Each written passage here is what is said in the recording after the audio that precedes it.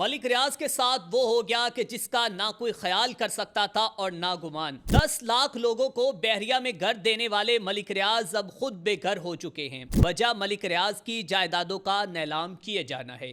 اور وہ بھی 1 2 نہیں بلکہ 6 جائیدادیں،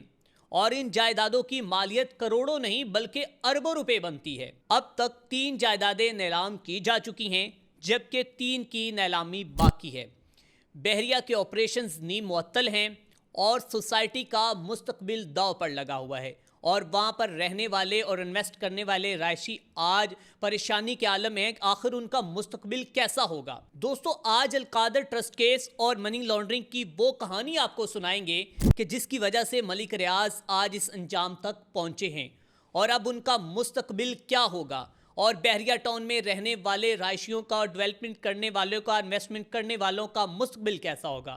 ملک ریاض جو پاکستان کے سب سے بڑے پراپرٹی ٹائکون سمجھے جاتے ہیں، اس وقت ایک کے بعد ایک بڑے قانونی بحران کا سامنا کر رہے ہیں۔ ان کے خلاف اس وقت سب سے سنگین کیس القادر ٹرسٹ کیس ہے، جس میں سابق وزیر اعظم عمران خان اور ان کی اہلیہ بشرا بی بی بھی ملزم نامزد ہیں۔ الزام یہ ہے کہ برطانیہ کے حکام نے منی لانڈرنگ سے حاصل کی گئی 50 ارب روپے کی رقم پاکستان کو واپس کی، مگر عمران خان کے دور حکومت میں اس رقم کے بدلے میں بحریہ ٹاؤن کے مالک ملک ریاض سے سینکڑوں کنال زمین لی گئی، جس پر القادر یونیورسٹی قائم کی گئی۔ اس کیس میں عمران خان، بشرا بی بی، ملک ریاض اور ان کے بیٹے احمد علی ریاض اور دیگر شریک ملزمان کو احتساب عدالت نے تفتیش میں شامل نہ ہونے پر اشتہاری قرار دے دیا اور ان کی جائیدادیں منجمد کرنے کے احکامات جاری کر دیے۔ اور ناظرین، ان مقدمات کے تحت اسلام آباد ہائی کورٹ نے ملک ریاض کی اسلام آباد اور راولپنڈی میں موجود کئی قیمتی جائیدادوں کی نیلامی کا حکم دیا۔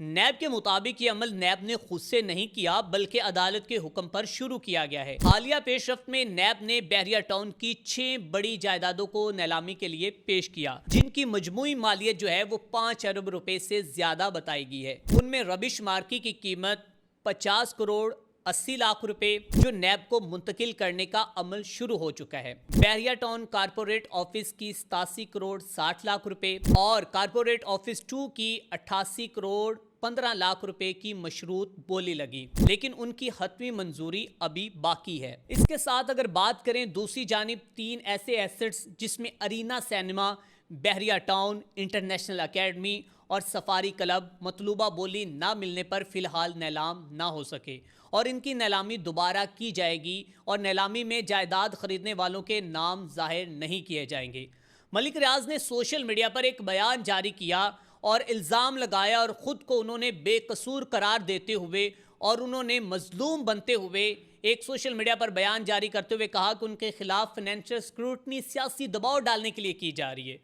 اور اس کے بعد جو ہے ملک ریاض نے ایک تجویز دی کہ معاملے کو حل کرنے کے لیے آربیٹریشن کر لی جائے، اور جو بھی فیصلہ آئے وہ اسے ماننے کو تیار ہیں۔ لیکن ایک وقت تھا کہ یہ وہی ملک ریاض تھے کہ جو آنکھوں میں آنکھیں ڈال کے باتیں کرتے تھے کہ میں عدالتوں کا سامنا کروں گا اور میں جو ہے انصاف حاصل کروں گا، میں یہ کروں گا وہ کروں گا، لیکن آج ملک ریاض جو ہے وہ مختلف مقدمات میں اشتہاری قرار دیے جا چکے ہیں، جن میں ایک القادر ٹرسٹ کیس، جبکہ ایک اور مقدمہ سابق وزیر اعظم عمران خان کے خلاف 190 ملین پاؤنڈ کا بھی شامل ہے۔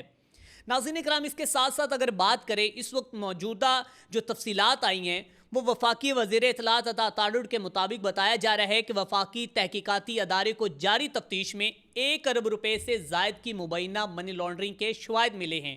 جو ملک ریاض اور اس کے بحریہ ٹاؤن سے جڑے ہیں، اور اس پر بھی تفتیش جو ہے وہ ابھی تک جاری ہے۔ اگر بحریہ ٹاؤن کے آپریشنز پر ہم نظر ڈالیں تو یہ سوسائٹیز اور کمرشل پراپرٹی اسلام آباد، راولپنڈی، کراچی، لاہور اور نواب شاہ تک پھیلی ہوئی ہے، اور ان میں تقریباً 1.5 لاکھ گھر، 3 لاکھ کے قریب پلاٹ مالکان اور 50,000 سے زائد ملازمین شامل ہیں، جبکہ رہائشیوں کی تعداد کی اگر بات کی جائے تو تقریباً ایک اندازے کے مطابق جو بتایا جا رہا ہے وہ 10 لاکھ کے قریب بتائی جا رہی ہے۔ لیکن اگر بات کی جائے ان مقدمات اور نیلامی کے فیصلوں کی وجہ سے بحریہ ٹاؤن کے رہائشی اور پلاٹ مالکان شدید مشکلات کا شکار ہیں۔ غیر یقینی صورتحال نے لوگوں کی سرمایہ کاری اور رہائش کے خواب کو خطرے میں ڈال دیا ہے۔ جن لوگوں نے اپنی زندگی کی جمع پونجی یہاں لگائی وہ اب خوف زدہ ہیں اور بے یقینی میں ہیں کہ ان کا مستقبل کیا ہوگا۔ آخر میں ایک بات واضح ہے کہ ملک ریاض جیسے بااثر کاروباری افراد جب قانون کا سامنا کرنے سے گریز کریں گے اور وہ پاکستان کے جنگلوں جیسی زمین کے اوپر قبضہ کریں گے،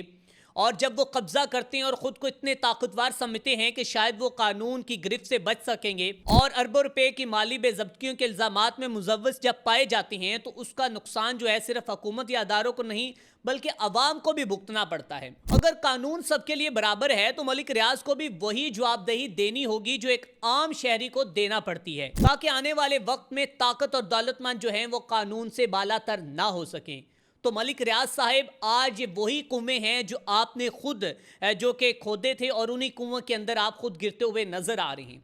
آج آپ بتا رہے ہیں کہ میں نے اس ملک کو ایک اچھی پراپرٹی دی، اور آج آپ جو ہیں وہ ایک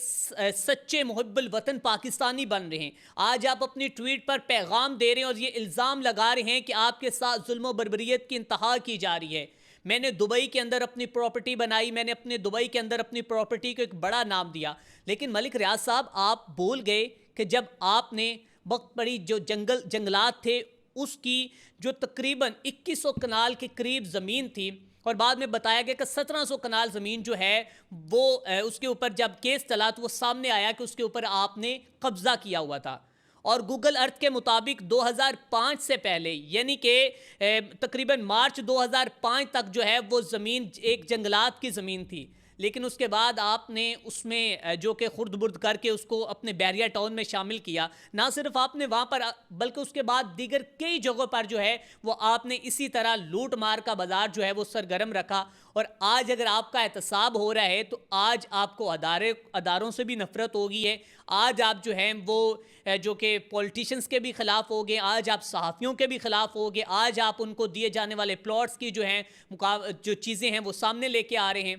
تو ملک ریاض صاحب، شاید جو ہے اب آپ نے جو گنوانی حرکت کی تھی، یا جو آپ نے اس ملک کے ساتھ جو کہ اس ملک پہ ڈاکہ مارا تھا، آج اس کا آپ کو حساب دینا ہوگا۔ اسی کے ساتھ اپنے میزبان میاں ارسلان کو دیجیے اجازت۔ اللہ نگہبان۔